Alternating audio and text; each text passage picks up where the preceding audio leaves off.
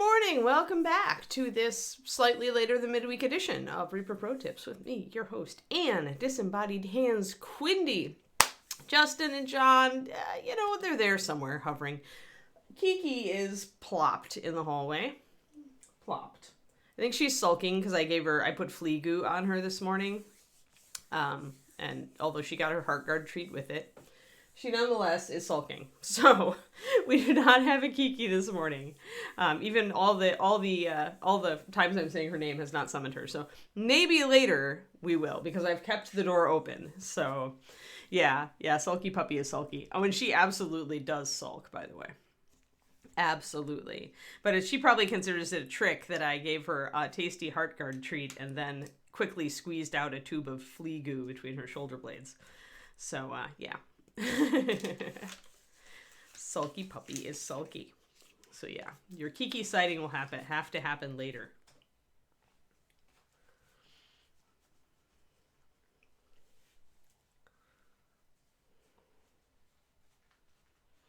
Yep. Trip planning. David is smart. He just keeps a spreadsheet that has a list for all the different types of trips. Like he has all of his, I use this on every trip organized, and then he's got these specialty items for type of trip. Like different stuff for like Hawaii and other, like beach type vacations and skiing vacations and work vacations and stuff like this. He is very organized on that front. I kind of have a core list, but I remake it every time just because things have changed. Yes, your ponies get sulky when you have to deworm them. Yes. Oh, she'll pop in when she feels like it. That Kiki, she'll pop in when she feels like it. All right. Let's get some shading on this. Oh, I hear Clicky Paws. You gonna come in here, Clicky Paws? Are you gonna say a belated hello to the people? I'm gonna say belated, oh, I see a waggy tail, but I'm not getting the Keeks. She's like hiding behind me. What's up, Keeker? What's up, Keeker? You don't want to come up and say hi? You just want pettins? Want pettins and happies? Hi. Good girl. Yeah. Good girl, Kiki. Good girl. Yeah. You're giving me those sulky little eyeballs. You're so cute. All right, Fuzzball. Yeah, you can hang out if you want. You can hang out. You can come up on my lap. Hi. What you doing back there? Hi. You feeling okay? You look okay. Your nose is like wet, but it's kind of warm. Yeah? Are you just not feeling well? You ate your breakfast. Do you want to come up?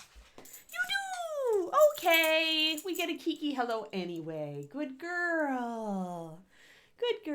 There we go. Oh, she blames you for the flea goo.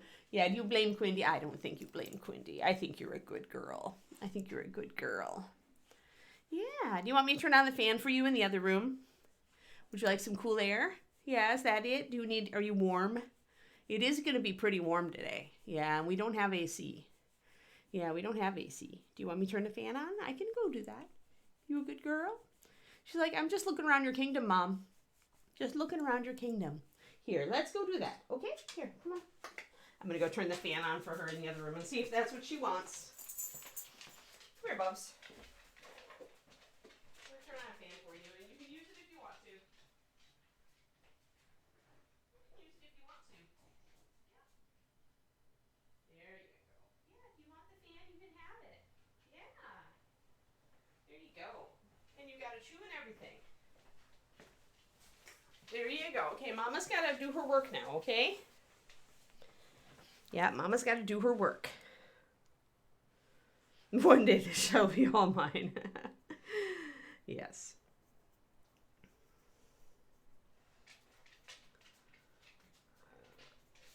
Yes, it's the Kiki.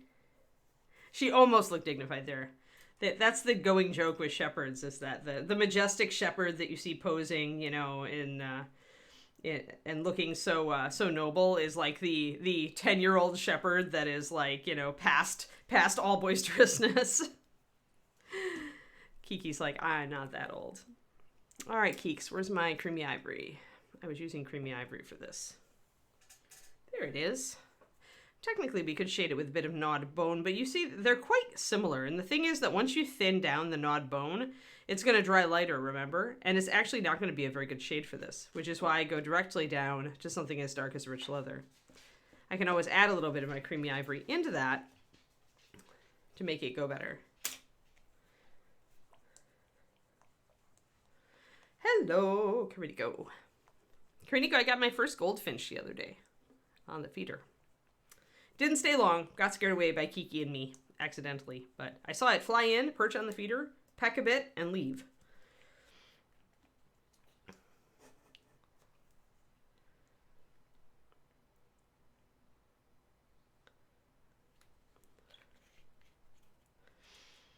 Yeah, I haven't put up my suet yet. I have to figure out how to put a small amount at a time because I don't have enough birds to really eat much suet, I suspect.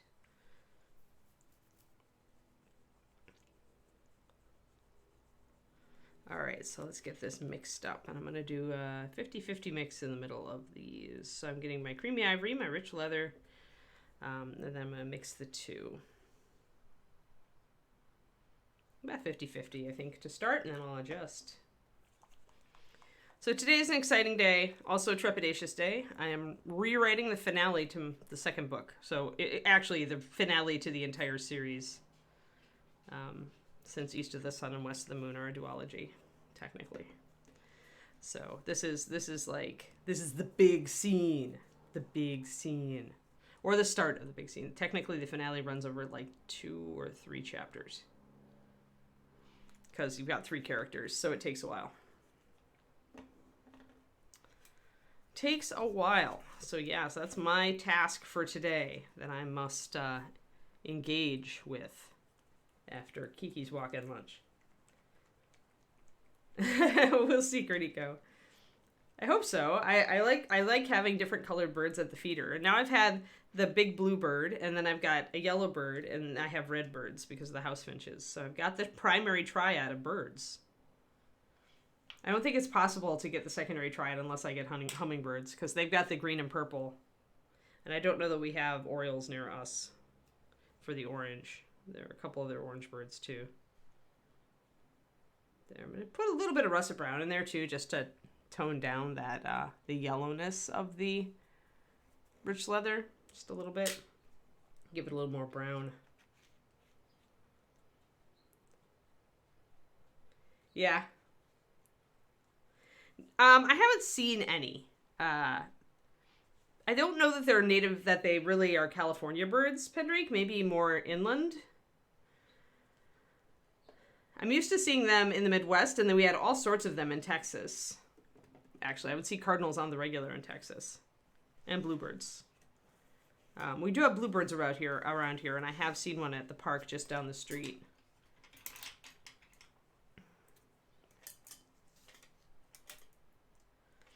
Cardinals are my mom's favorite. All right, so let's mix these up and see what they look like.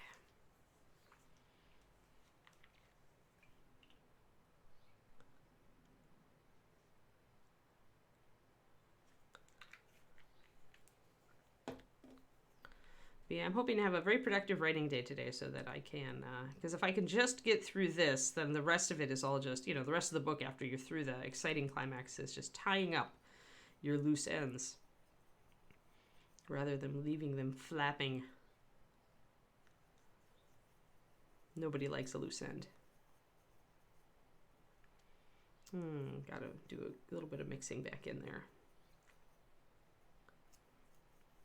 Okay, so I mixed a little bit of the middle color into my dark color, and I mixed a little bit of my dark color into my middle color, and ended up with a triad that looks like that. Green finches. Huh. Oh no, Gurnigo. Oh, where is it? Where is it? Did I miss it? Did I miss the double sub-anniversary? Hold on, hold on. Did I miss it?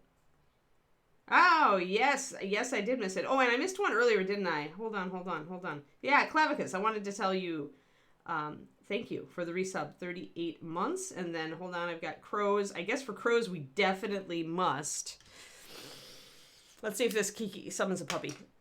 Double sub-anniversary, double sub-anniversary, double sub-anniversary. Happy double sub-anniversary. Nope. sleeping.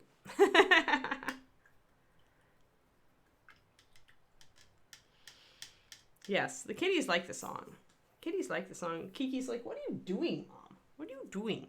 Although, you know what? Kiki has grown up with me doing this, so Kiki's probably like, eh. It doesn't mean treats. I don't care. You bet. Thank you for supporting us. Let's see here. A small Scottish cat is super happy. Oh, I did get Clicky Paws for a second. What? Clicky Paws? What you up to? You're a good girl. Good girl. She's just standing in the doorway looking at me. You're a good girl. You can settle. You can get your chew. All right, so let's try to get in focus first of all. Where our focus is lousy today. This is not good. I have to write a finale. I need to be focused.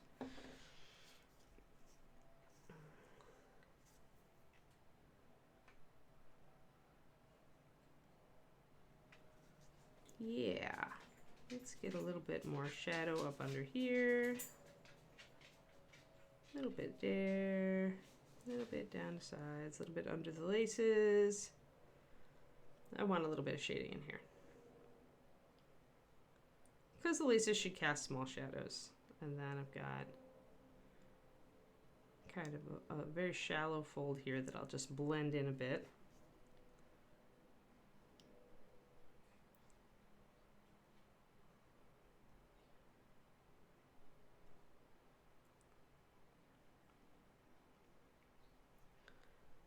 And blend in this a bit.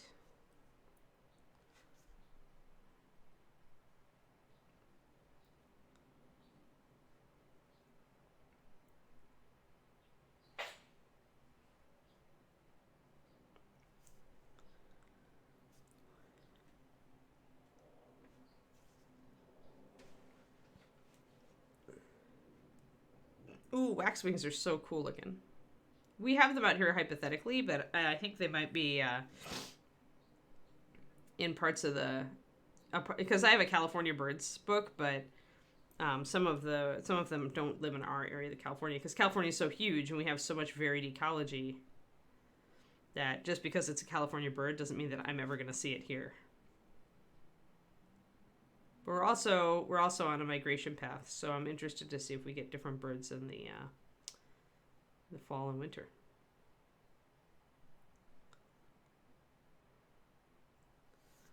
I will be ready with my suet cakes and my really tasty food.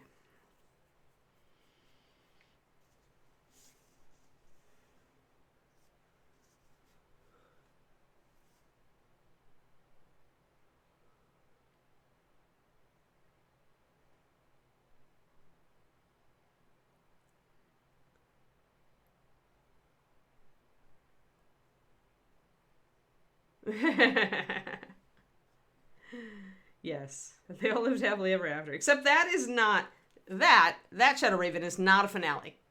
That's a denouement.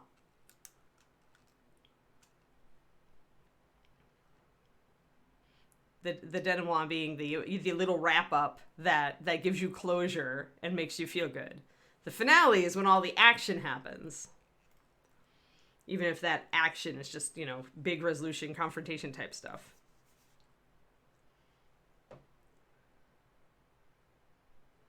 Ah, yes, that's right, because you're moving into your new place, Agent Marvel. When are you guys moving in? Or have you already moved in and started sleeping over there and you're just, now moving the rest of your crap? And nobody in my book is going to get driven over by a bus driven by Michael Proctor. No, he doesn't get to contribute to my story. I know what happens to characters when Michael Proctor gets a hold of them. Next Saturday. Nice. Nice, nice, nice. That's exciting. I remember when we moved in. Although, actually, it was we had ReaperCon right around the time we moved in. So we started moving in, but we didn't actually, we got the keys.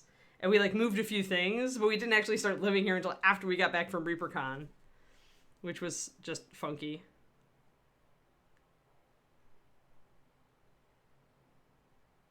got a little bit of erased my darks. Whites and off-whites can be a little bit titchy because you've got to get some shadows or you don't get any depth to them whatsoever. But if you wipe out too much of your cream, then it's going to start looking more like a beige. So you gotta kind of watch it. This looks okay.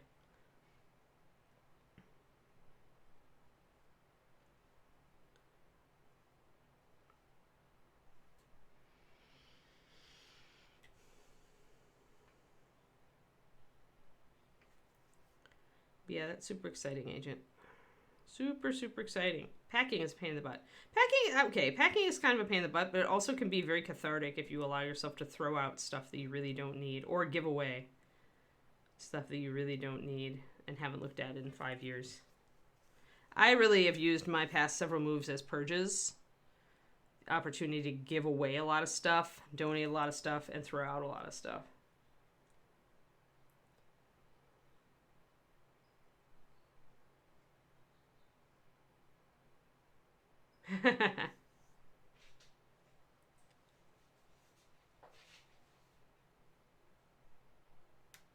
Will you have a dedicated hobby room in the new place?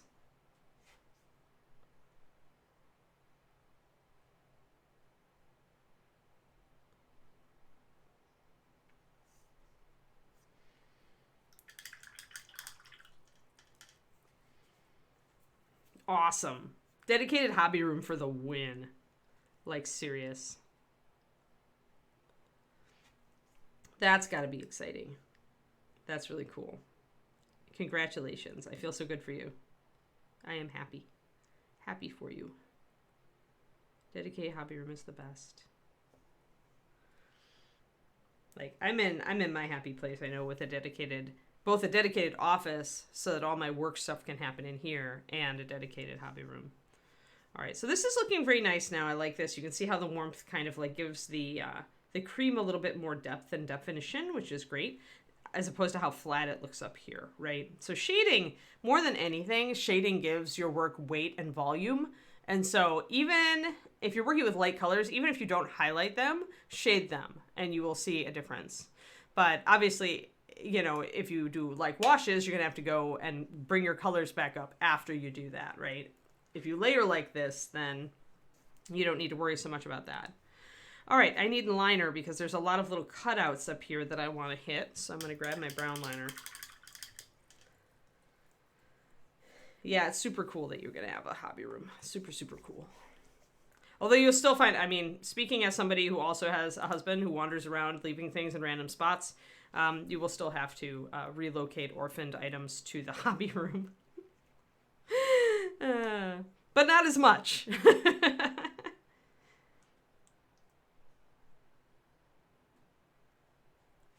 David doesn't have ADD, but he definitely has like absent-minded professor syndrome.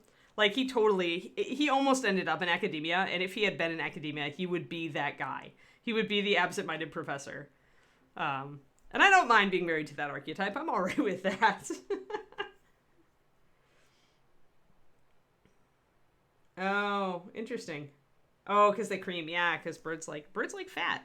I didn't realize that birds like fat until I read about suet. And then I was like, oh yeah, birds like fat. And I can remember as a little kid, in one of my really early classes, like 1st or 2nd grade, making suet balls for the birds. And I never understood. My tiny little kid brain just was like, cow fat for birds? What?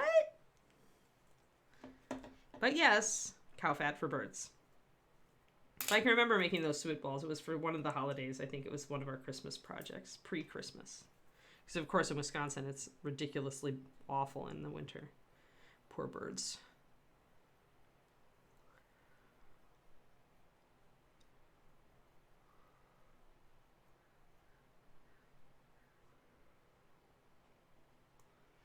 All right, so I just do it 4-to-1 with the brown liner, which is hopefully going to give me a fairly sharp line, but not too terribly sharp. The thing about lining a really light color like this is that you want to be a little delicate with it because it is such a light color. So you can use actually more like you could try a mix of like sepia liner with brown liner, Might go a little bit green, but it would be a little bit of a lighter liner. It depends on what color you're using next to your cream, though. Like, I am going to go with probably a bronze color next to this cream to get it more contrast. So doing a straight brown liner is okay. What I really want to do is get all these cutouts. And this takes a nice light touch. Liner being more fluid helps you with this because you can thin it just 4:1 and still have it come off the brush in really thin strokes.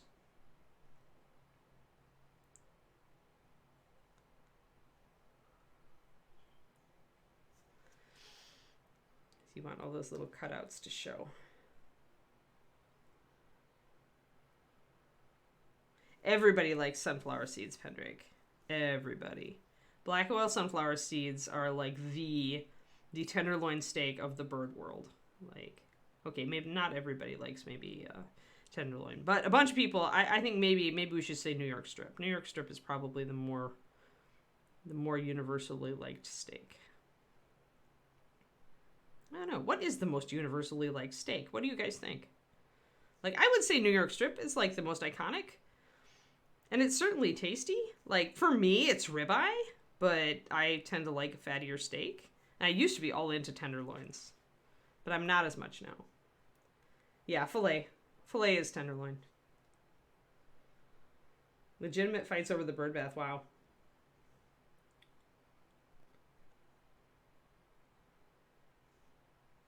Oh, I bet. Shed Raven. That makes sense.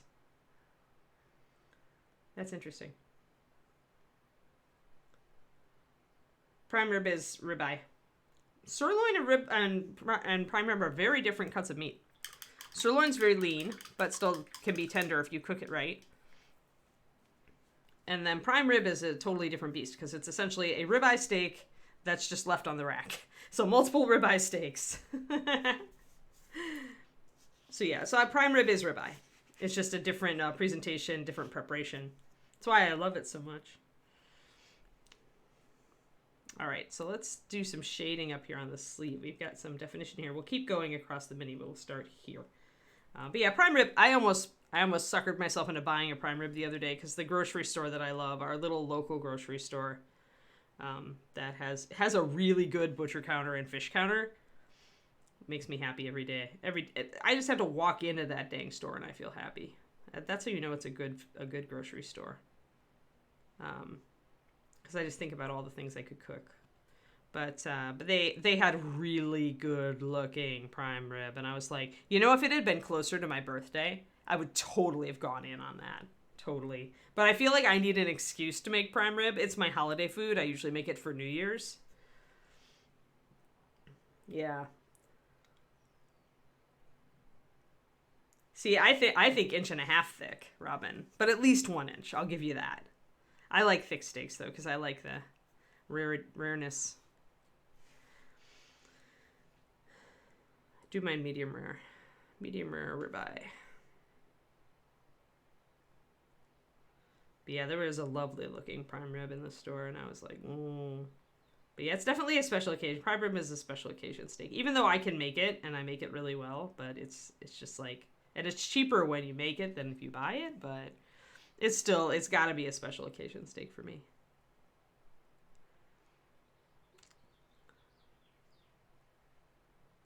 So maybe when it's closer to my birthday, I'll kind of eyeball it.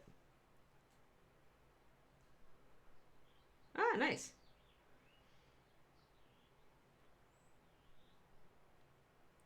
Baked sweet potatoes, tasty.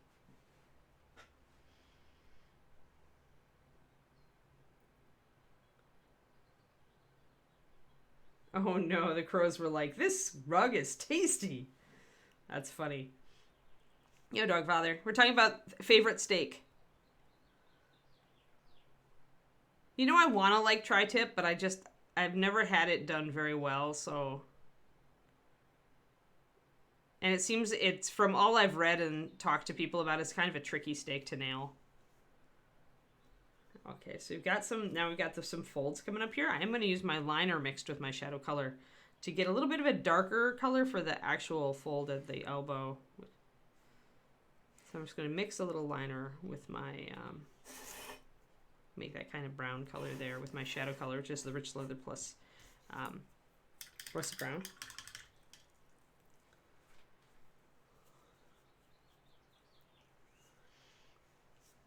Yeah, I can't bring myself to get a smoker. The cleanup just turns me off. And I can do pretty good ribs in the oven.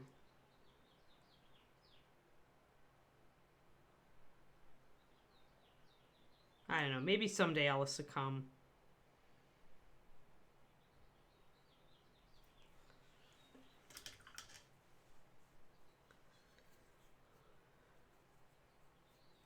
So what about it, Dogfather? What's your favorite steak? Funny thing about sirloin is my ex used to buy, if he made steaks for us, he would buy a sirloin for the dogs. He would grill it separately and then cut it into pieces for the dogs. Our dogs are pretty spoiled. I mean, Kiki thinks she's spoiled. She's not that spoiled. Tri-tip. Interesting. Yeah, smoking tri-tip seems to be the way that people like to do it. I can see why, because you dry it out if you do it at too high heat, right? So long and low is the way to do it. Am I correct on that? Low and slow.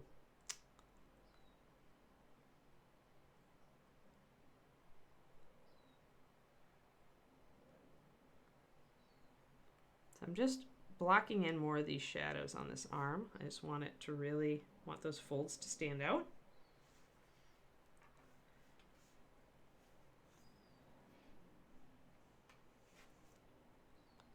Yeah, I do love ribs, so it is vaguely tempting at times to get a smoker. And I love brisket, but the problem is brisket is so high calorie, I do not need brisket.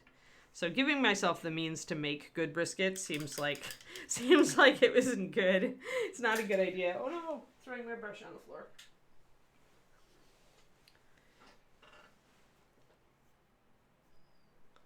Very nice. Yeah, we've got a good butcher shop near us too. Or it's a grocery store, but it has a really good butcher counter.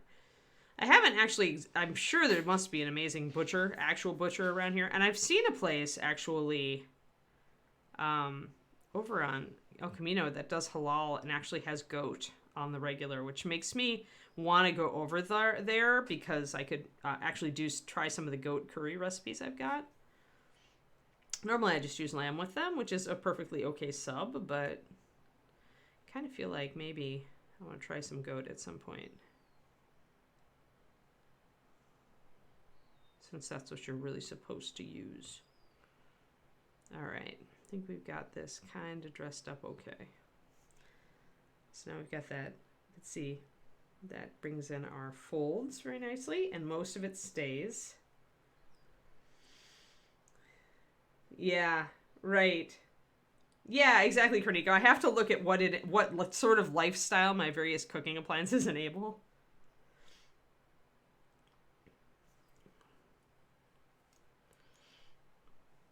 You know what I saw this morning, and it's so sad. David and I were kind of chatting about it. It's Instant Pot.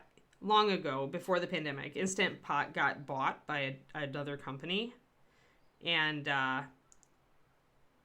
they're filing for bankruptcy now. So like somehow, even though they bought a product that is incredibly popular and remains incredibly popular, this company ended up with a huge amount of debt and is declaring bankruptcy. David said it sounded like venture capital stuff, which just disgusts me. Like, I'm like, why do we allow people to buy companies, and then, raise stock money from them, pay off investors, and then like run the company into the ground? Like, it makes me so sad.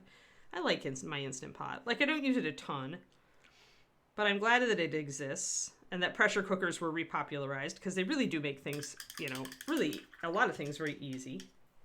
Yeah, and that's the thing that I brought up, Kernico, is that once you've got one, they do last forever. But apparently one of the other things was that they felt they couldn't really make anything like other Insta products, right? Like they can make like the trivets and the steamer baskets and stuff like that, but they really couldn't like take that brand and run it, into the ground because it's just a pressure cooker, folks. You know. But you know what, though, Karnika? One thing I did want to bring up about that idea, once you get one, they last forever. But the same is true of crock pots. And yet crock pots are still doing just fine. Well, how do you diversify an Instant Pot? That's it.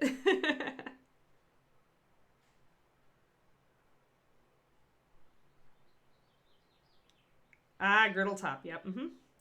Yeah, I thought about the green egg. Yeah, I thought about that because that's what Bridget has, and you can smoke cheese in there because you can do cold smoking, right?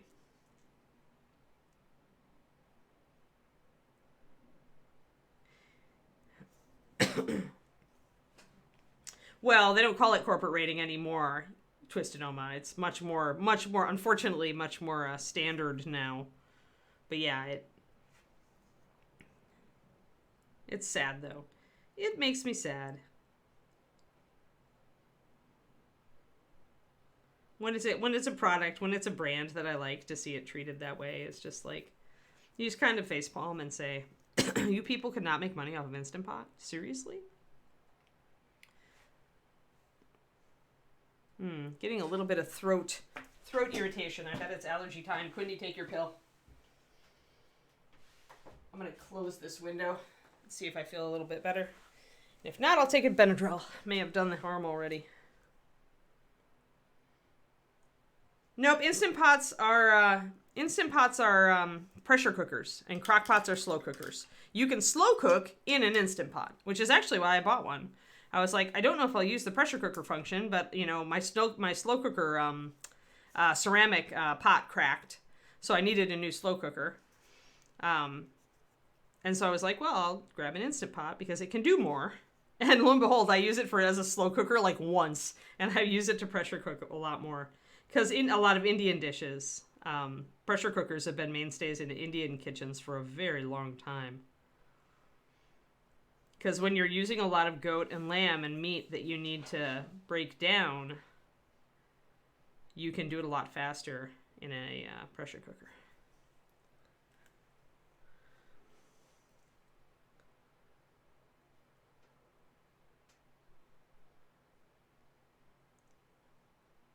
Oh yeah, I'm sure the Instant Pots are not necessarily go-tos for college kids, except for like Indian college kids from Indian families. Because there's like one of my cookbooks, which is all about doing Indian food in the Instant Pot, does mention that her college kids, she's like, this is the one recipe they wanted to take to college with them. So obviously they had Instant Pots. They were probably the weirdo kids though. but yeah, again, it's, you know, Indian kitchens have had pressure cookers for a very long time. Because it's just a great way to make curry. Yeah, that makes sense too. If you have to make a lot of chicken to chop up for your dog's fresh cooked diet, then yeah.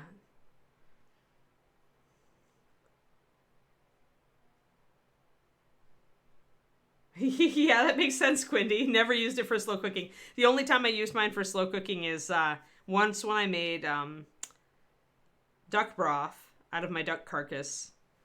Because duck broth. And the other time was when I made applesauce. Homemade applesauce, definitely. That was slow cooker.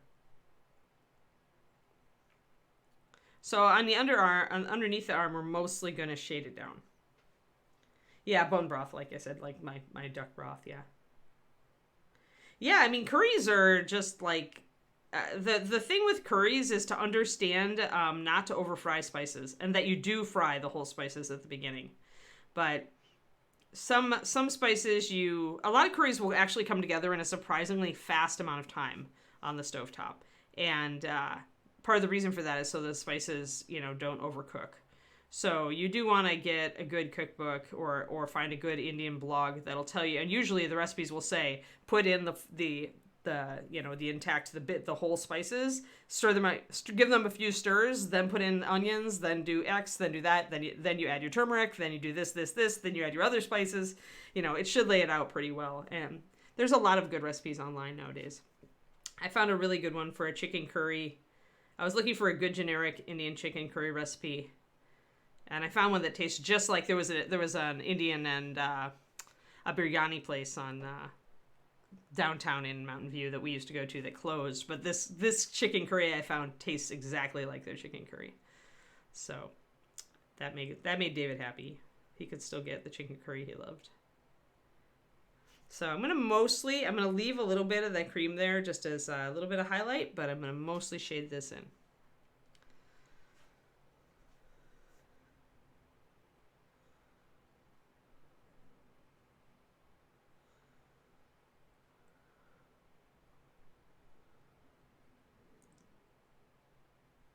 Yeah.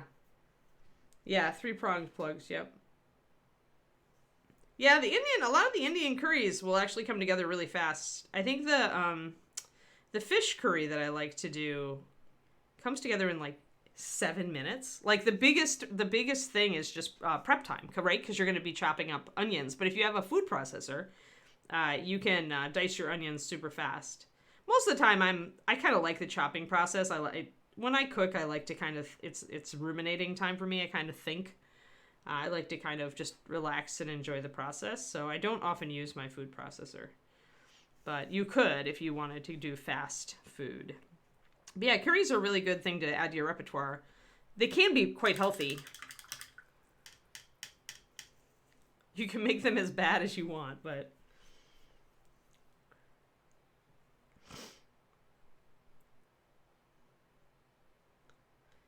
Oh no, yeah.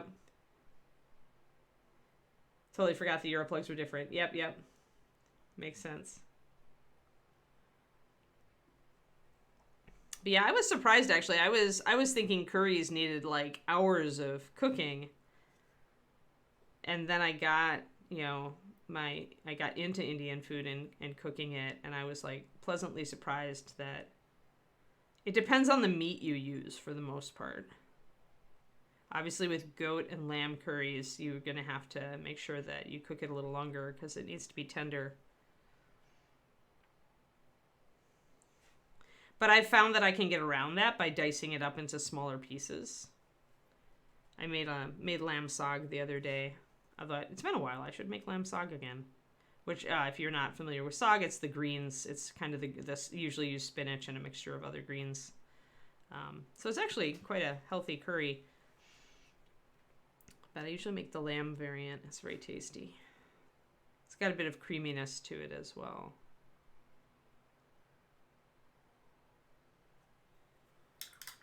All right, so we've got our folds back here. I need to blend those a little bit. Meatlessness day, huh? Well, sorry. Sorry, I'm not going meatless today.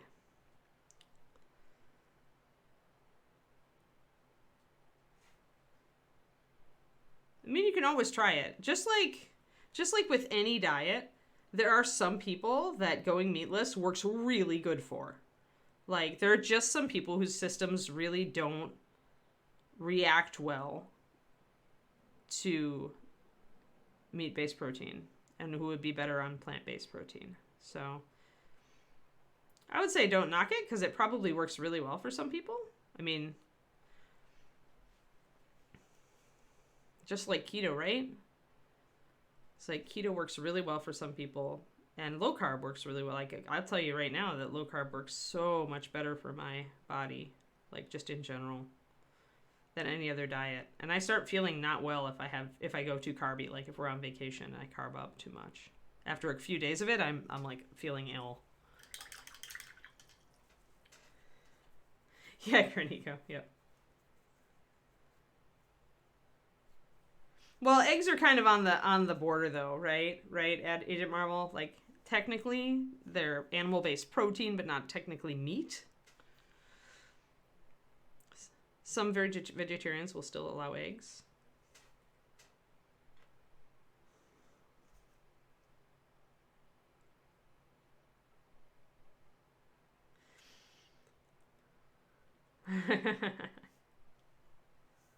Right. So, but you're probably one of those people who your system is fine with meat. Bodies are just weird, that's what I'm saying. I took it easy last night. Speaking of, I didn't run. so my legs are kind of forgiving me today. But I'm going to make them run tonight, so they'll be back to hating me in no time. I'm on day 2 of Couch to 5K.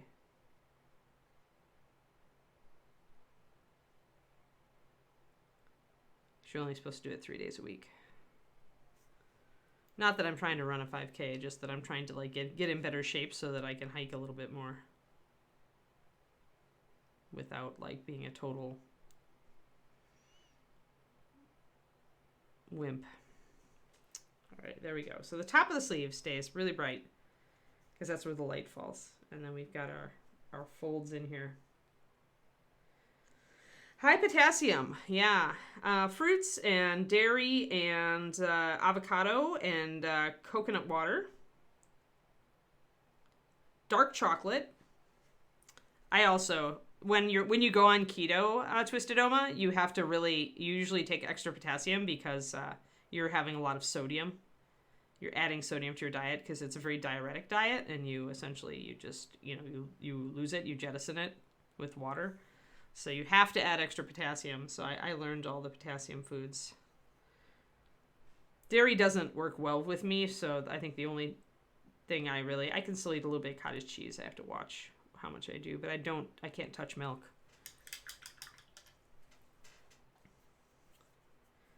Vegans try to turn you to the dark side. But yeah, there are all sorts of interesting ways to get more potassium in your diet.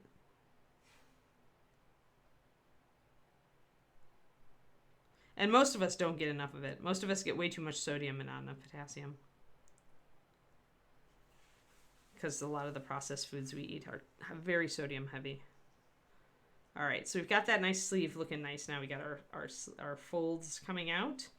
Now we got to work on this collar of hers.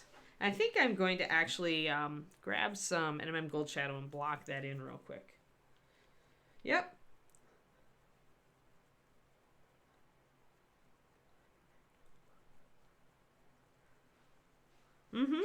Yeah, veggies are pretty good for potassium.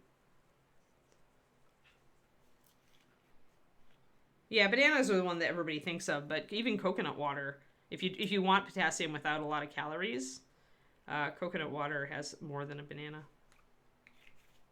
I used to drink that, although it was a little bit carby for keto, so I ended up going to a lot of avocado when I was ketoing, which is fine anyway. It's got a lot of vitamin E and other good stuff in it too.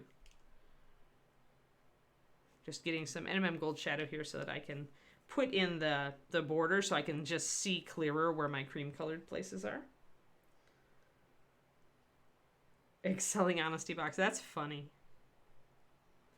Just like, we trust you to take an egg and leave us X amount of money. That's funny.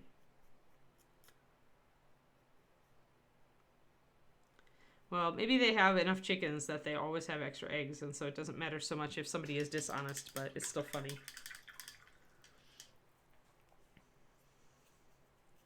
I'm not a beet eater. I've had some beet salads that were okay, but it's not not a food that I would ever seek out. All right, so let's get this NMM Gold Shadow. I'm using NMM Gold Shadow instead of rich leather here because, one, I'm using rich leather as a component of this cream, and two, I want it to be a little darker than that so that I get contrast. Remember the C word, contrast? The name of the game when painting miniatures.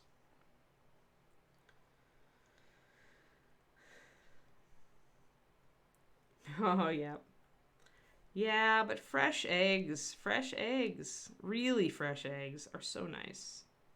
I don't blame you, Cornico.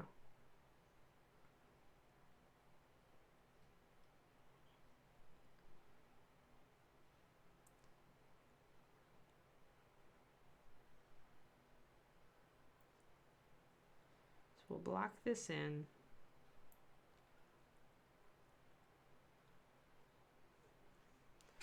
And I want to kind of make a line between my book pages and my top here since I've got the same colors right now. Oh, my itchy throat went away when I closed the window, so I must have been, it must have been an allergen trying to jump me.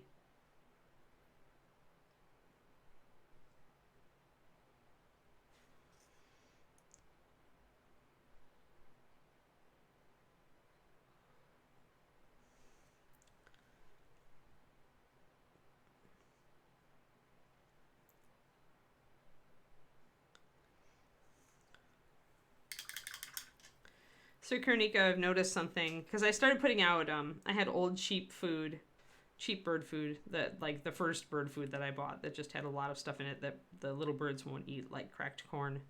And I essentially started putting some of that out on just a platter. It's the base of one of my pots, on the ground. And what I find is that a lot of the finch type birds actually prefer it on the ground, like they stopped going to the feeder. Do you find that? That some birds are more ground feeding?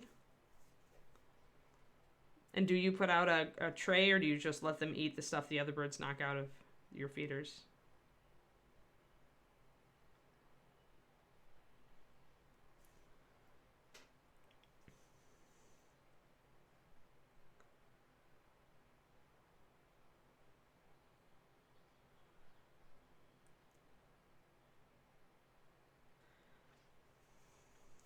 Don't you get sick of trying to take over the world?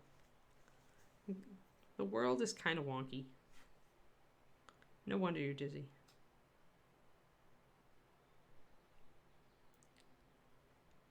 So we're trying to get in here. We're going to put a dark line in here too to separate the book out from the thing.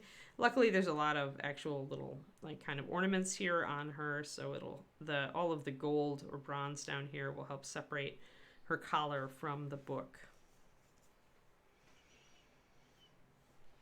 But yeah, now I kind of feel like, even though I just started the food tray on the ground thing to get rid of some of my less great food, like at a faster rate, I kind of feel like I should keep offering it if little birds prefer it.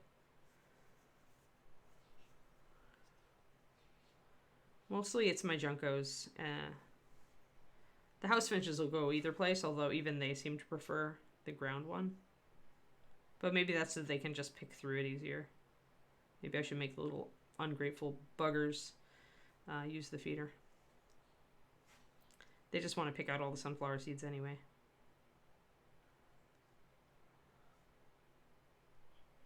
But then I can also feed more birds if I have the ground thing and the feeder.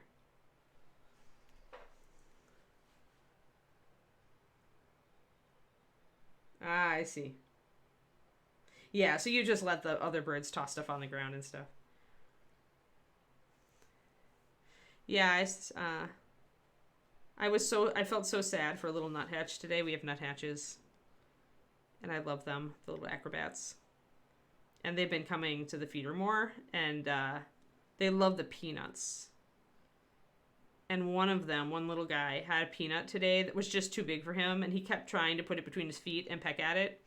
And then finally it was just like it fell out and fell on the ground, and I felt so bad for him. He just couldn't get comfortable with it because it was just too big of a peanut. Makes me think I should chop up my peanuts. Yeah, mine does not get eaten by sundown, but I also live in a very, very dry climate, and so my seed stays good a long time. And I'm not feeding unshelled stuff yet. I did get a bag of sunflower hearts for when I work through this other food. Yeah, but I felt sad for the little nuthatch. It was like, aw, poor little guy. And then he was like upset, so he flew away. I was going to rescue the peanut and put it back in the feeder for him so he could come back and find it again.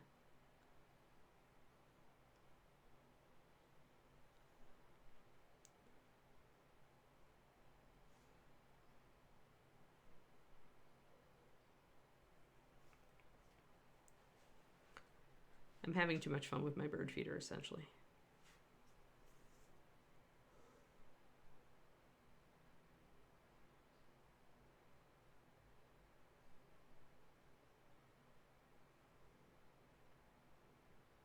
Oh yeah, suet and peanut-filled coconut halves. Interesting. Hey, Major. How's it going? A half a sub-anniversary. Thank you.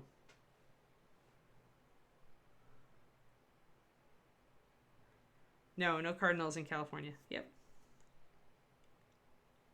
Yeah, I figured I'd have seen them around because I'm pretty alert to birds near me.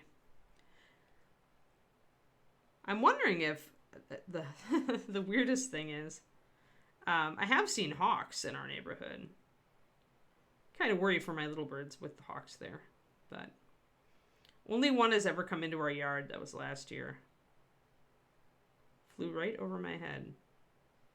They like the tall trees. They like the redwoods and the cedars near us. Gives them a good view. I do love raptors. I just don't want bird corpses littering my porch.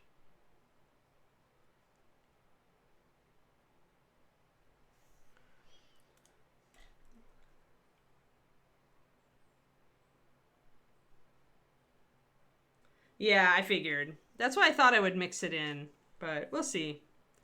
I know you'd had good luck with yours, and I like the idea of very little mess, so thought I would try this. It's a sunflower heart and chip mix from Audubon.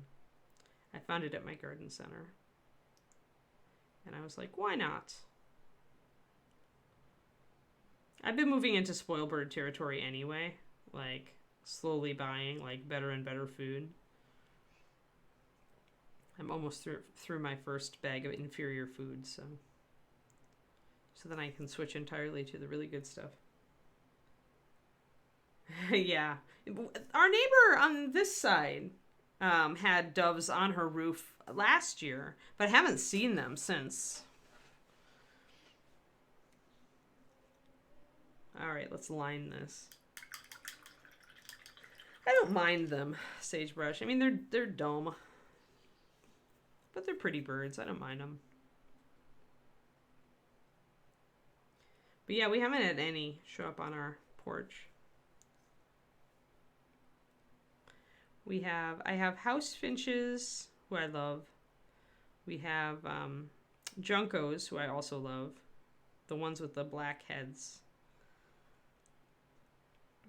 And I think the nuthatches are my favorite. And then we had one goldfinch, and we've got the California towhee, which is essentially just a big sparrow. That's what I call the fat bird. Fat bird is the towhee. And otherwise, that's pretty much. And one brush jay had visited once, but that's pretty much. And he visited before I had the really good food, so maybe he'll come back at some point and discover that I'm much better than I was the first time. Or maybe, just like with restaurants, it'll stick in his head that I had inferior food, and he'll never return.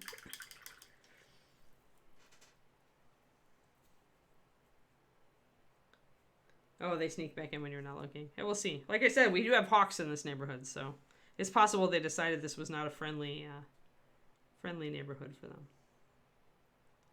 It's funny the amount of wildlife we get here in Silicon Valley. But there are enough wooded spaces still. And trails and parks and things.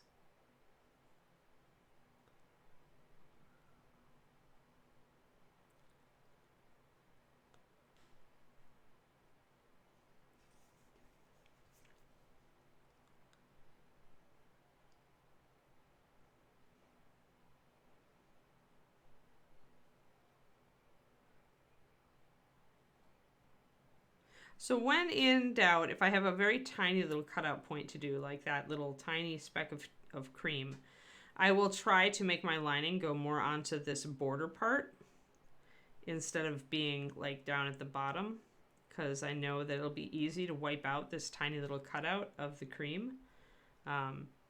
So I'll try to line up a little bit onto the surrounding border, because I have plenty of border, but not as much little area for the cream there. We're good, Snowy. We're good. We talked about our favorite steak, and now we're talking about birds, because I just got a bird feeder, and I'm pleased as punch at all the different birds showing up. Yeah, I mean, the hawks are doing fine work. I'm fine. I like hawks. Yeah, we have woodpeckers around us.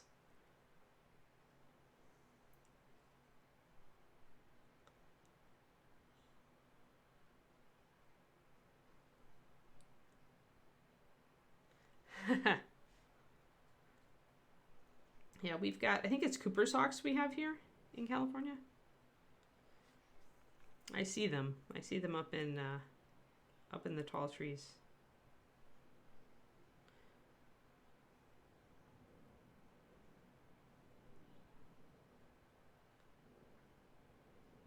So we're lining around the edge here so that we can define our little cream so that we can get back to shading it like we were doing on the front here.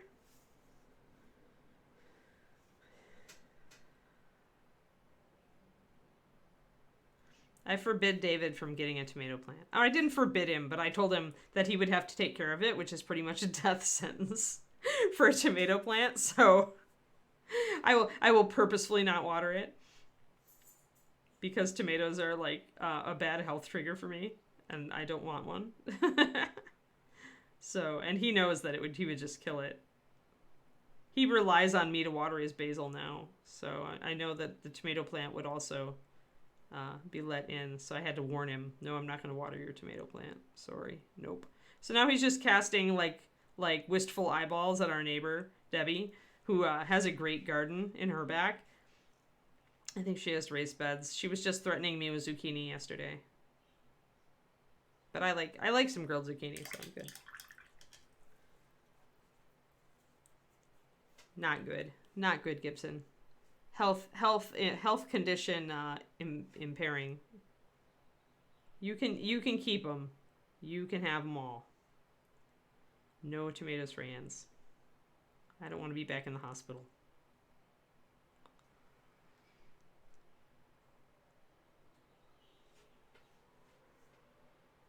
Oh, it's tomatoes. It's tomatoes, Pendrake. Just tomatoes.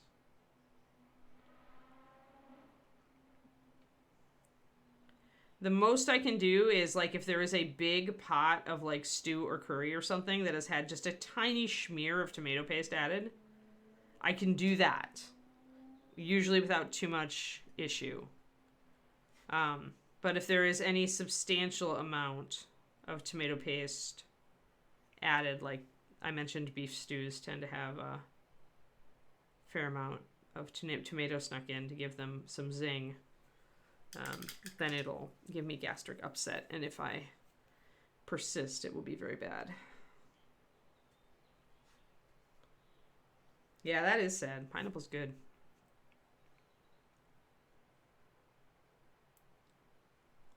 But yeah, we do have a bell pepper plant, but I just got it, and it's not as big, so it's going to take a little while. Our jalapeno is really happy. Like, I haven't even repotted it yet. Or no, I did just repot it, sorry.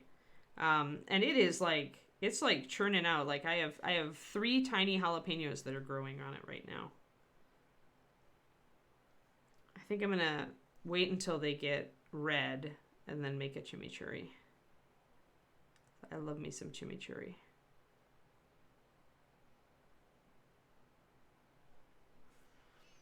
There, so we got all that lining coming in. Nice, rose-breasted. Interesting.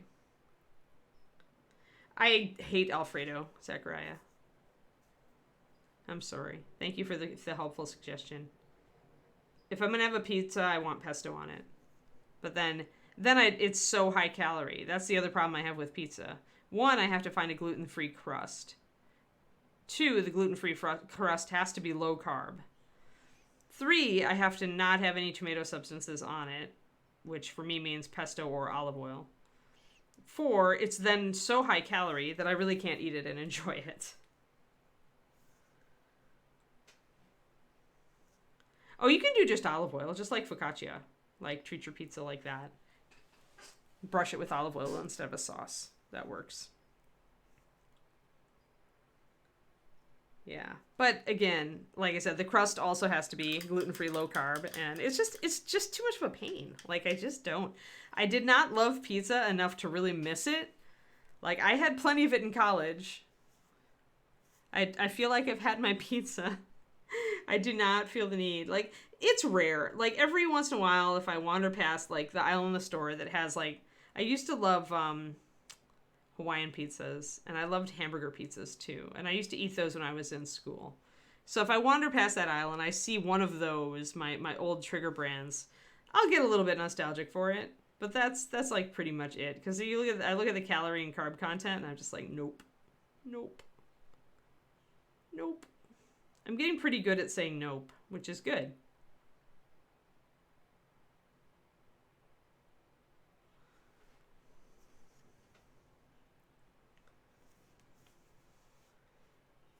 Yeah, I broke my intestines, Sagebrush. 3 years of surgery worth. And I have no urge to repeat that. And I reworked my entire diet afterwards. Actually, I reworked my entire diet while I was in the middle of it because my surgeon made some suggestions. That's when I went gluten-free. And then I started keto. But yeah, I've totally rebuilt now.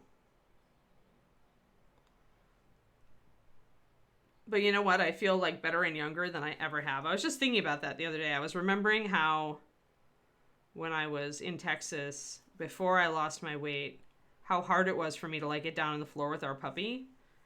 And nowadays it's like I do yoga, I do my stretches at night. It's no big deal. I'm interested in what my like actual like physical age might be because I feel like I'm younger than I am, if you get it. Like I feel in better shape than I've ever been. Yeah, I lost 60. And I've kept most of it off. I get a little bit of wobbly around the holidays. Now I'm still fighting down like from my holidays and vacations and things. But I've also added muscle, so it's really hard to tell at that point like what your actual weight is, you know. But I'm not going to go like so crazy this holiday season. It won't be as stressful of a holiday season. Last Christmas we had David's folks staying with us, and that is stressful, or was stressful. You know, we hadn't gotten married yet, and I didn't know them very well, so. And the burden of the cooking was mostly on me. So that's stressful. Like, when you have your in-laws staying with you over the holidays, and you're the cook, and you don't know them real well. Like, that was so stressful. My stress levels were off the scale last year. Or the year before, I guess. You broke your own rib on Monday. That's no good. Crows, take care of yourself. I hope you heal up fast. That ribs are a pain in the butt. Ribs are a pain in the butt. I mean, they're tasty, but as far as your human ribs and breakage, that is not happy.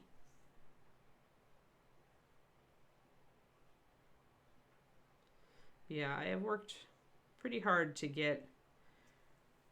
The yoga was a game changer. The yoga was a huge game changer. When I started that, and at this point, I have strengthened my core to the point where I might get a little bit of backache if I've really been abusing myself, but I'm much stronger, even than when we got Kiki. Like I've gotten stronger since then.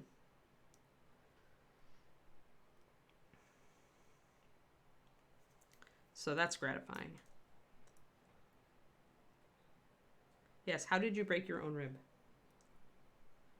It totally beats you to sleep. Hey, toes are weird, Perniko. I totally could see how that would happen. Especially if you're a tornado sleeper. Like you thrash around a lot.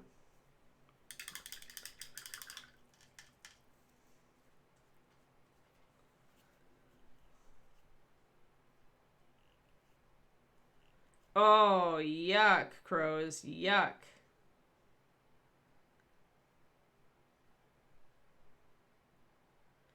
That's just sad. Yeah, that's why I started yoga too, Gibson. Well, that and David and I were looking for something to do during the pandemic that we could do together. But he likes much more fast-paced yoga. Like, I really like it for stretching and flexibility, and he wants an actual workout. So, we eventually fell out of it. Oh, crows. No, you don't. That just sounds owie. And don't you want to kick yourself? Like...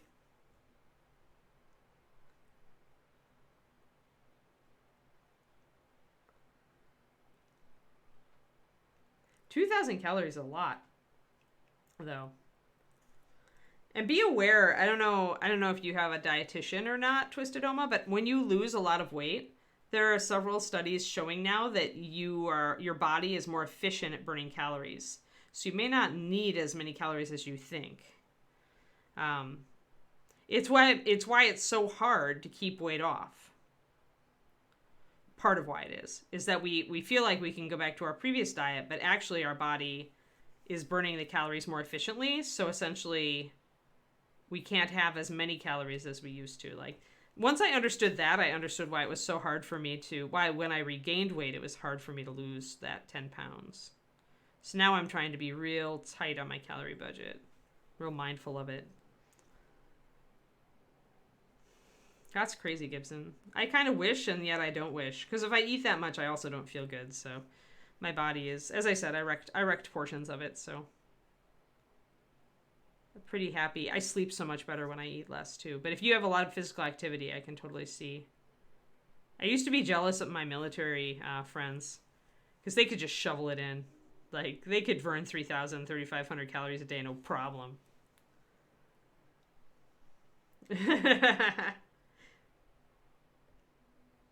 Oh, scam texts. Yeah, there's lots of scam texts. I got 2 this morning and reported them as spam. Yep. Yeah, it made a lot of sense to me, though. Yeah, it might mess with your hormones, right? Because there's all sorts of things that impact weight loss and, just your weight in general. Like how good of sleep you get, stress, your stress level, whether you've lost a lot of weight in the past, and your hormones and how balanced, your body is in general. Because there are hunger hormones that'll get out of whack. Oh, and how much sugar you eat. Because sugar will totally throw off your hunger hormones. It hacks the system.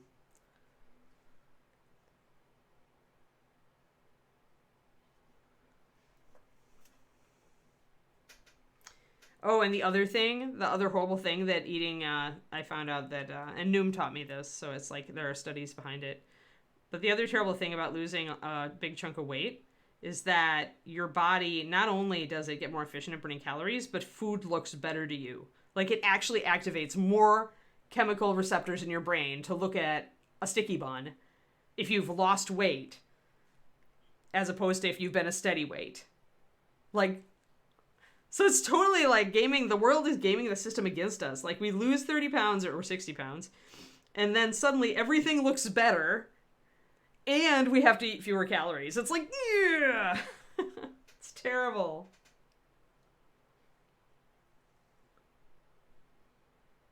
Nice, Gibson. Yeah, well, I mean, you got it. Yeah, your grocery bill is dumb. I mean, there are downsides to everything. Like, I'm sure there are many people who are jealous of you, but at the same time,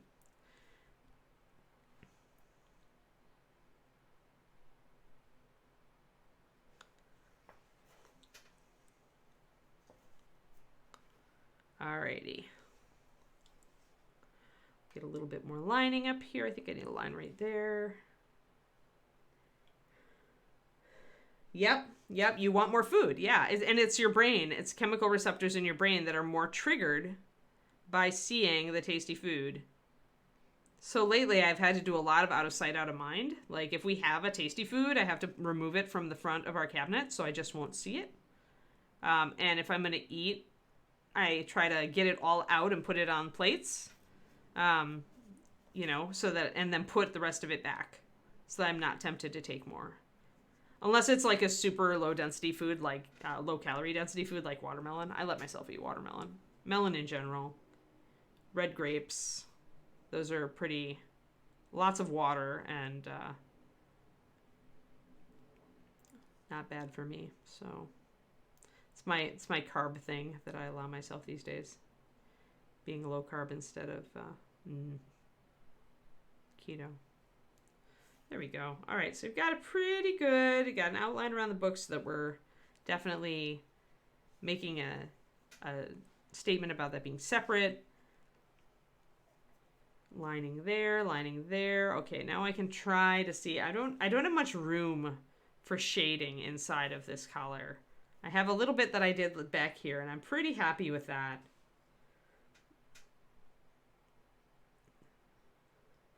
Oh, it's not even a starvation bottleneck. It was just the way of life, Pendrake. Like, 200 years ago and prior, people starved all the time. Food was not readily available. So if you lost weight, like we tend to want to do because we're all overweight, if you lost weight, it was because you were actually starving. And your body was like, crap, I need to get better at conserving calories or we're going to die. right? So, I mean, there's a logical reason for it all. And then our bodies just haven't caught up. It's all hardwired still. I mean, 200 years is nothing, evolutionarily speaking. So,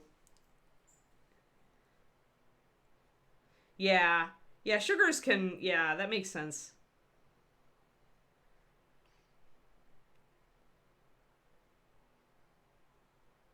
Yeah, you want to work up to it really gently, Kerniko. Yeah, I've added higher intent. That's why I'm doing my couch to 5K. But before I did that, are you gonna running or something different? Because you could just do maybe aerobic stuff. Because you can do it with weight training or anything. Maybe I don't know what'll be easier on your body. But for me, I just started like not even really running, but almost just like walking really fast, like trying to walk really fast first, and then I kind of threw in just like 10 seconds of jogging, but really slow jogging, like here and there. And I just worked it up from that. Yeah, if you're worried about your joints, biking is the way to go. But we don't always have, like, I don't feel comfortable biking around here. We have bike lanes, but like I don't know the streets well enough. I don't know, there are definitely some streets that though they have bike lanes, they definitely have a lot more traffic, and I wouldn't feel comfortable about that. I was more comfortable biking when I lived in the country, but I don't live in the country now. So I feel like biking is really loaded for me. Oh, you used to run. Cool. Yeah. Yeah, I'm trying to get up there. I did run with Kiki on our walk a little bit yesterday, just a little bit, just because it was hot and she really wanted to get home, so we jogged the last part. Oh yeah, that's true. You're clumsy. You have the clumsy genes, so no, biking is out unless it's stationary biking. Ah.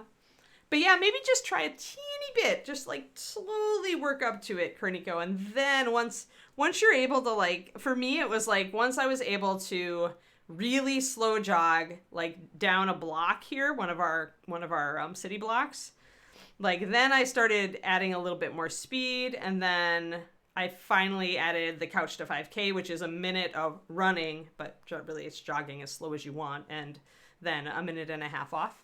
But I really had to work up to that. A lot of people say that couch to 5K is just a little bit too much for people who are really out of shape, right? Because if you are super out of shape, you're not going to be able to jog for a minute. You're going to be lucky if you can jog for 10 or 20 seconds. And so I think the hardest thing about it is just like making yourself start slow, right? Especially if you've been able to do it in the past. You're like, no, I should be able to run again. Yeah, be slow and ease in. I think that if you listen, I mean, sure, check with a doctor if you want to, but I've always been of the opinion that you know your body best, and if you are smart about it and you ease into it and you listen to your body, you should be able to make good decisions for yourself. Unless there's like external stuff like balance issues or something where you might have to consult a doctor.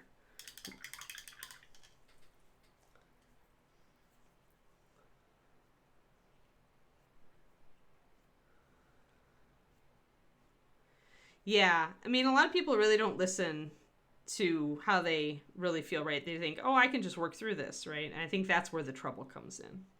And I've done the same thing when I was younger. But now I've gotten since the hospital crap, I've gotten very good about listening to my body.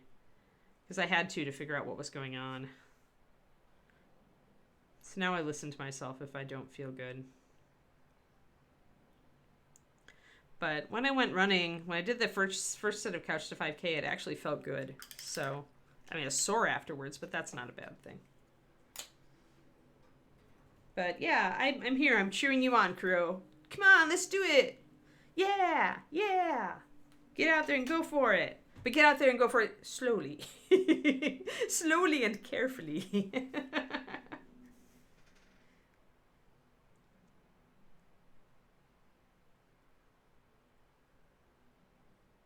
Well, maybe just like climbing then. I mean, if you can do the uphill and downhill, I mean, vertical is always harder, right? It gets your heart rate up, and that's the important thing, is getting your heart rate up into the fitness zone, right? So maybe that's a good thing to toss in too. But yeah, I'm totally up. I don't remember how old you are, Kuro, but I'm like, if you were my age, I'd be like, yeah, old women running, go, do it, yay, we can do it, go for it, spaghetti arms. Yes, I said with a knife for emphasis.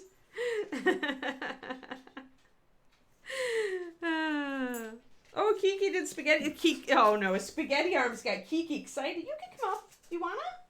Do you wanna? You just want me to pet you back here? You just want me to pet you back here? Scruffle you? You need brushins, little girl. I need to brushins you. You so need the brushins. The head is on the one side and the tail is on the other side. I'm scritching the belly and the chin at the same time. Good girl. Ah. Well, that's not good. It's not good to feel older, Papa. It's not good. She's like, I feel like a baby. I bet you do. You are a baby. You aren't even a year on this planet, young lady. Pretty soon you will be, though. Good girl, Keeks. What time is it, Keeks? Yeah, it's almost time for the walk. It's almost time, Bubba. Yeah. Yeah, it does, because it's all sorts of, like, hormone stuff, and just like I said, Dogfather, like, when you lose a lot of weight, like, your body fights to... It makes you hungrier and makes it easier for you to gain weight, so it's hard. I'm there. This is the hardest. Like, I've been struggling to get... Like, I'm around 180, and I used to be around 170, 175, and I've been struggling to get back there, and I just keep bopping up and losing the same 3 pounds, I swear. So... I'm totally there with all y'all.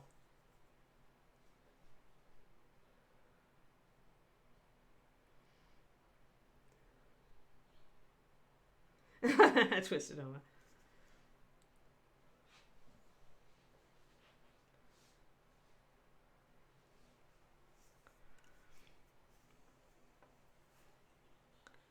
Alrighty, I'm just messing around now. I think I want to grab some pure white and highlight this a little, but I want to shade the book a little bit too.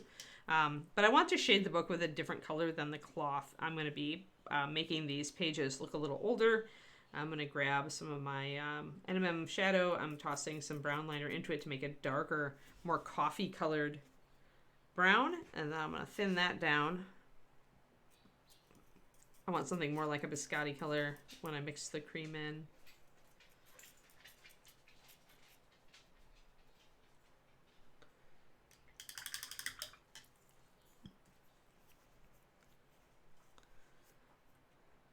Gonna be hot today. It's gonna be 80, I think. 79 or 80 today. I'm looking forward to it. And my Overwatch League is back tonight, so I had to be very good and get all my writing and stuff done. I'm gonna shade all up and down these pages too on the edge, because it'll allow me to make those pages stand out a little more without directly lining them. Usually if you try to line in between pages, it can look really clumsy. So, using just shading on them and then bringing in your bright highlight to pick up the edges is often a good tactic to consider.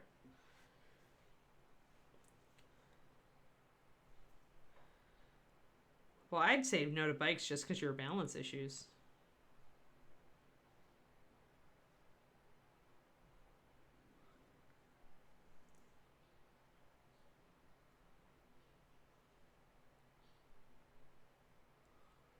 But yeah, I agree that, getting yourself a little bit more dynamic cardio might help. I mean, I don't know, Kariniko. I don't know if this has been your experience since you hit your bad patch there and have been trying to recover.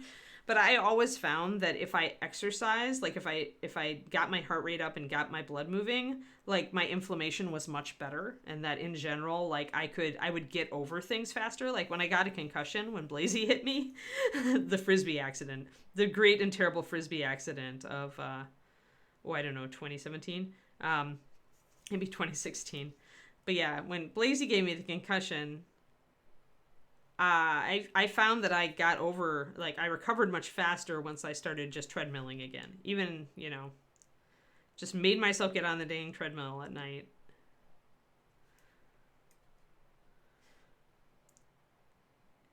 It just improved my recovery time.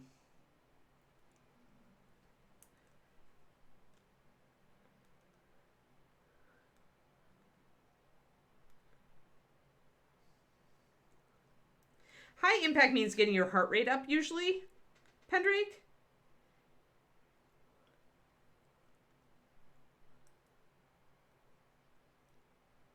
Yeah, you could use a light wash slayer, but I would still go back and highlight over them. Like I kind of did. Layering is pretty much a light wash. You're just not letting it pool. The thing about washes is that you need to be able to let them pool. There's not a lot of they're very subtle. Like they're sculpted, but there's not a huge deep cut here. So a wash might pick them up, but it might not cling very well. But yeah, absolutely you can use that. Yeah, strength training is great too. Blazy, essentially, we were playing frizzles in the yard because Blazy loved Frisbee more than anything, Pendrake, and I was bending down to pick up the next Frisbee as she was bringing one back, and she decided she wanted the Frisbee that I was about to pick up, and so she just we clonked each other in the head. She hit me on the temple, though, and she had a super hard head, being a Shiloh, like this one.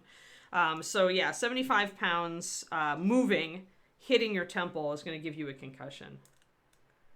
It's the only concussion I've ever had because I never did sports. Yeah. Yeah, it does, doesn't it? Yeah, Kiro. Well, I hope you can get back, Kiro. I hope you maybe try just little stuff. Maybe just try a little bit. Little steps. Baby steps. Don't hurt yourself, please. We love you. You're one of the best things about our streams. So take care of yourself. Big hearts. The birds need you to feed them.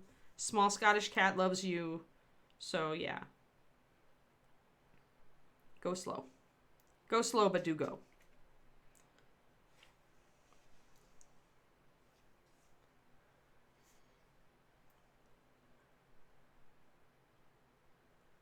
But yeah, Pendrake, high impact exercise is typically like, high impact aerobics. Obviously, you're not like doing weights necessarily, but you are moving enough to get your heart rate up. High intensity, that's the goal of it usually. You can also do that stuff with weights, in which case, yeah, you are manipulating force and weight, right? But the end goal of high impact is usually to get your heart rate up.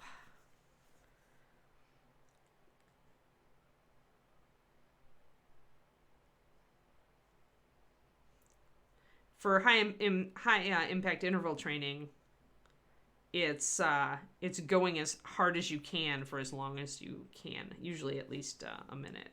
But 30 seconds can sometimes give benefits too. There's a lot of research behind high intensity interval training about how it increases your endurance and the amount of mitochondria that you've got in your muscles, whatever muscles you are using for the interval training. It's interesting stuff.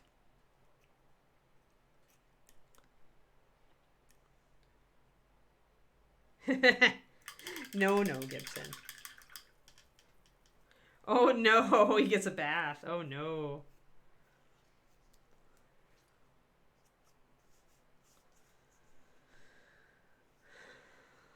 Alrighty, so we've got a little bit of shading there, highlighting. You can see how I brought that in. Now we're going to bring it back up a little bit.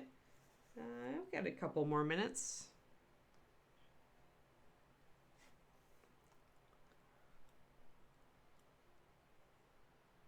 Bring up this edge of this page real gently.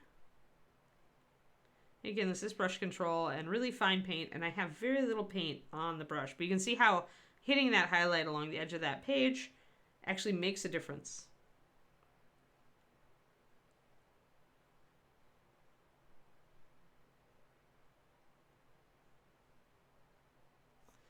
Sometimes you might feel like you need a little bit stronger paint too. I feel like I do kind of need a little bit more coverage. I thinned it down. It's a fine line between having it strong enough to show up and thin enough to come off your brush the way it needs to.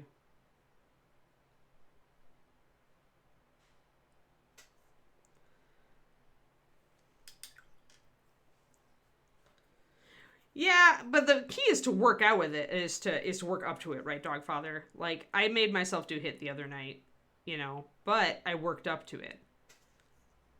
And when I did it, I was pretty sure that I could do it at that point. because I had worked up to that point. I think that throwing yourself into HIIT after being out of shape is definitely asking for trouble. You're just going to hurt yourself. Oh no. Wah, wah, wah.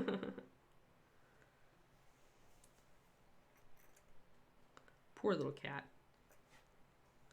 Yeah, Ishtar, my Abyssinian, used to just sit in the sink and go.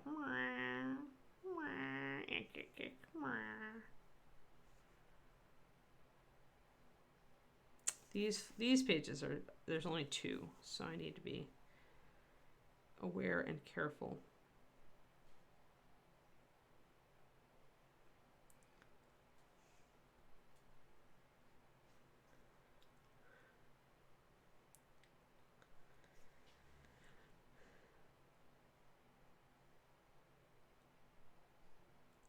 Kiki has gotten better with baths, but she just doesn't try to jump out quite as much.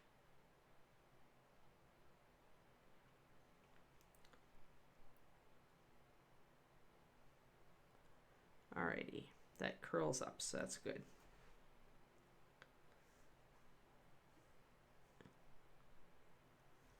Alrighty, that's looking much better for the book. The book has got a lot more definition now. And then I also want to do that here. I want to take my shadow color and get the front there, where you see all those pages, and the back.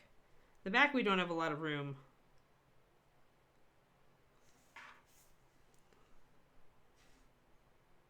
But yeah, no matter what exercise you do, work up to it. Don't throw yourself at it when you're out of shape.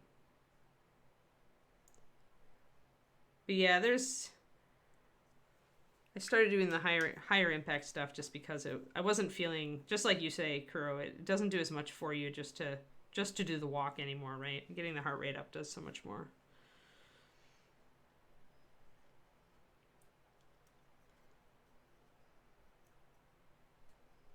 And so far my body's taken it, so right, meow.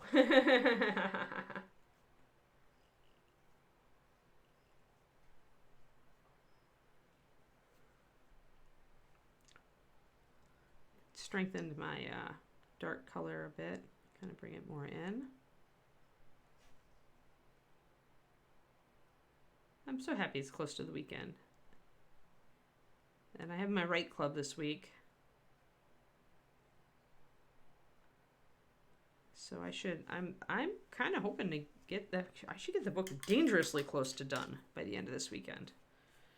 Dangerously close to done, depending on how much I get done today. All right, so there we go. So we've got that shaded in. You can see how the book, it makes a huge difference to the book, right? And we will come back in with thinner cream paint and blend it a little bit more. But bringing in these colors is definitely making a nice difference. And then we'll also do some discoloration along the edges of the pages. You guys know I love painting books at this point, right?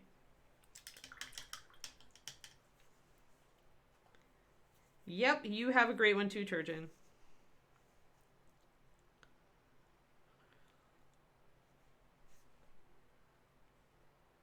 I haven't decided yet, Gibson. I was kind of half thinking blonde. I haven't done blonde in a while, but I was kind of thinking red.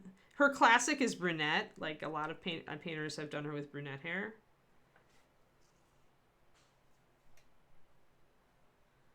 So yeah, I'm still up in the air. I haven't decided. And just add a little bit of shading to some of this white to make it a little warmer. There's not a lot over here. It's already shaded. All right, there we go. And now all we need is the highlights. The white's looking very nice compared to how it was looking. So I'm probably gonna do the skin tones soon. I feel like skin tones are maybe the next step.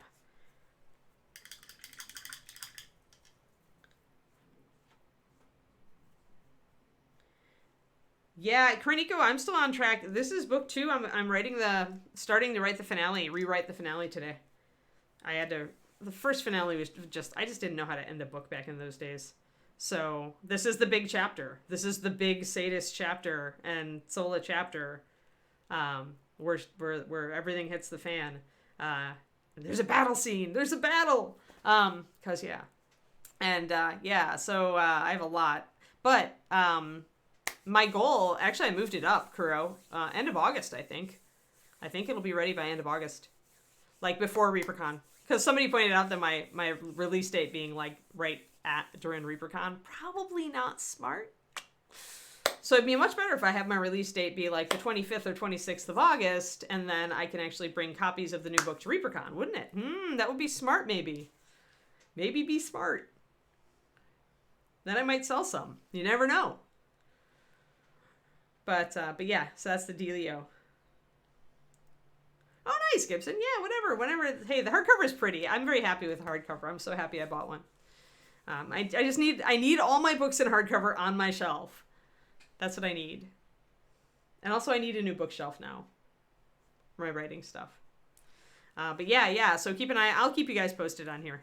But the rewrite's almost done, and then it goes to an editor the first week of July, and it also goes to my proofreader. So, and then the content editor, I need to hit her up and ask her how clear her schedule is. She's a beta kind of. I want her eyes on it. But yeah. So. Okay, Dogfather, that's a deal. I'll bring a box of both. I don't want to haul more than like 24 books with me, but I'll bring a box of both. Yeah, kitties do always win. It's true. Or puppies. Kitties and puppies always win. She was all obviously. I think that's an endorsement. I wanted to say, oh yeah, so tomorrow for Friday, we're back to Kathy. I don't know. Part of me really wants to finish the Steel and get it done because it's so close. Part of me wants to work on something different. So I'll listen to my gut tomorrow and figure out what I want to do. Maybe we'll do a little both. But she's moving right along, so. So tomorrow's Kathy Day. Celebrate the Kathy. Yep, and yeah, Josh. It's Josh Day and Reaper Live. Amazing. It'll be amazing, guys. Amazing. I think I get Indian food tonight. I think David either Indian or Thai. David said he wanted to get takeout. Ooh. All right, guys. Thank you so much. Kuro, good luck with your exercise regimen. Everybody else, I hope you have a fantastic day. Oh, and good luck bathing the small Scottish cat too. All right. Talk to you later, and I'll see you guys tomorrow. Bye-bye.